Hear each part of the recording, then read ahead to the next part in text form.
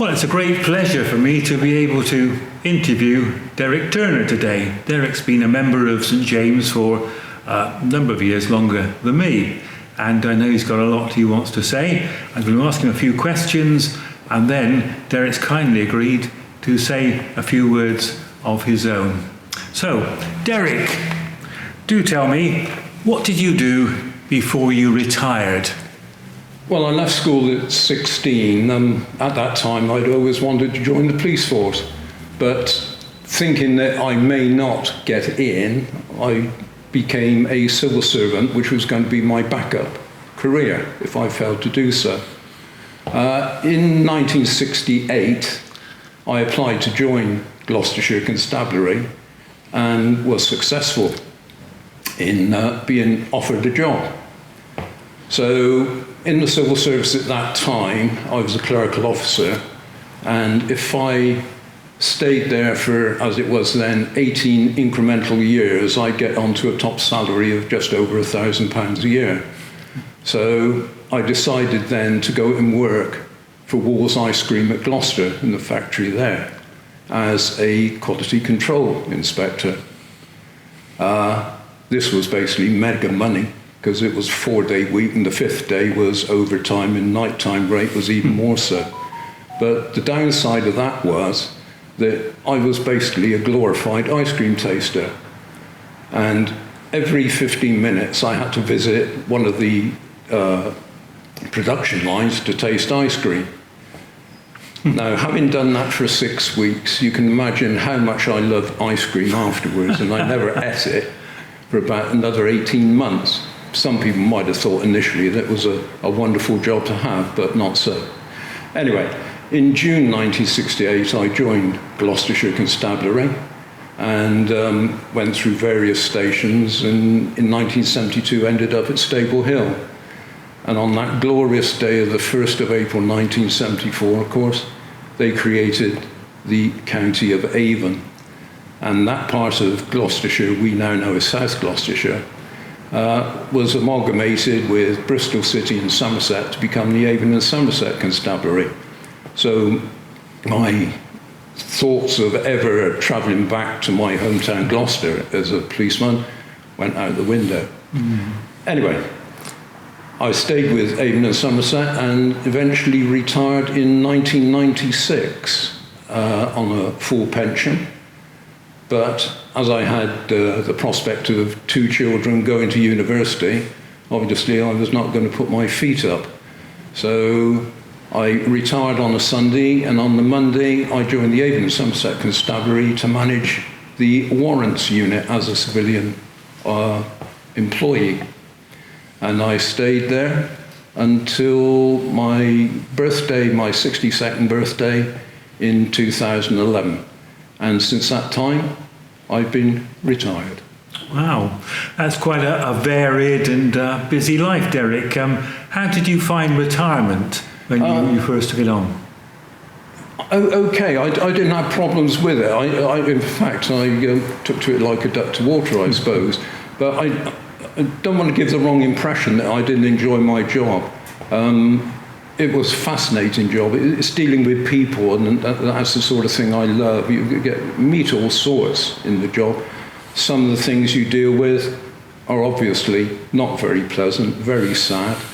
And there were times when I must admit it tested my faith.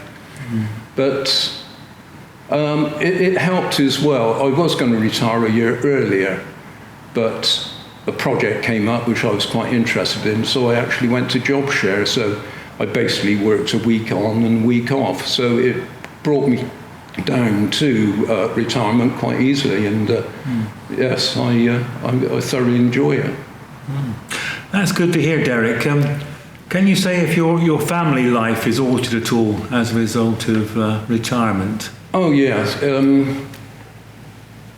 When I worked shifts, of course, I only had one weekend off in every 4 weeks. So, of course, that restricted time that I could spend with the family when they were off. So now, of course, I'm easily available, and before the children went to school, I would have midweek rest days, and it was nice to go and visit places while everybody else was at work. So now with retirement, I was in that position where everybody else was at work and I wasn't, and we could go and visit places and meet up. My son is now a policeman, and of course he has this shift working pattern. So that meant that we could go and visit him midweek. And it also said I was also available to bring the drill if he wanted it, which was quite often. Oh, that's excellent. And how about your involvement with the church, Derek? Has that changed at all as a result of retirement? Oh yeah, again, going back to one Sunday a month off, if I wasn't a day off, I'd either be on early turn 2 to 10 or nights. So all those shifts really stopped me going to church. So now, of course, I can do, and having time off in the week, if anything's going on that needs doing, I can do it if I'm able to. That's good to hear. And I guess the pandemic must have altered things for you a bit. Oh, certainly. As I said, we enjoy going out and visiting places. Of course, that stopped. One or a couple of good things. I'm not spending so much money on car petrol and various other things. Going out, as I say, going out. We're members of the National Trust, and it was nice to go to places. And they've also got nice tea rooms, and you might have a cup of tea, and then you get these little things hanging around called cakes. So actually, with the first lockdown, I lost just over half a stone in weight because we were going out walking. The weather was lovely, but of course not having tea and cakes and things like that. But I do feel quite sorry for the people that have been really affected with this lockdown, the pandemic, the businesses that can't function, people being made redundant, out of work. Some will actually, jobs will close. People that have put all their lives into building up a business, suddenly the rug's taken them from under their feet. It's very difficult, isn't it? What are the things that you, as an individual, really enjoy? I enjoy getting out, visiting places, seeing different things, travelling. I've got an allotment that has helped me during this pandemic, because when the weather's okay, I can go over there. I enjoy fishing, I play bowls, skittles, lots of sports. I'm a sport person, used to play a lot of sports, but age has caught up with me a little bit now. Playing in the front row at the age of 70-odd doesn't appeal to me. Okay, and finally, Derek, as we continue to pray for you in the coming week, what are the things that you'd like us to pray for you?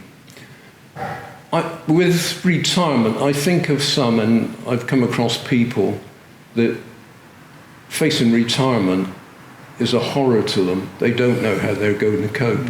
And I like to pray for those people that have this fear. And another of my interests is, of course, as I say, travelling, wildlife, and the environment generally.